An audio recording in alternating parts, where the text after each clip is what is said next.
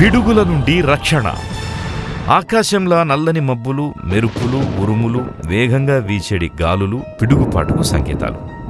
పిడుగులు ఎత్తైన కొండ ప్రాంతాలు, పొడవైన చెట్లు, సెల్ఫోన్ టవర్లు, విద్యుత్ టెలిఫోన్ స్తంభాలు, బహిరంగ ప్రదేశాలల్లా పడతాయి. చేయవలసిన, తీసుకోవలసిన జాగ్రత్తలు. వాతావరణ సమాచారం తెలుసుకుని భవనాలు, ఆఫీసులు, షాపింగ్ సెంటర్లు మొదలైన సురక్షిత ప్రదేశాలకు పోవాలి. కరెంటును బంద్ చేయాలి. లోహపు వస్తువులు, వ్యవసాయ పంపు సెట్లకు దూరంగా ఉండాలి.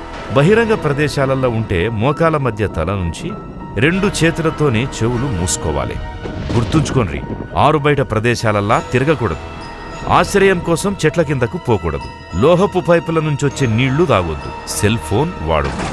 ఎవరైనా పిడుగుపాటుకు గురైతే బాధితునికి వెంటనే ప్రథమ చికిత్స అందించి దవాఖానకు తీసుకుపోవాలి.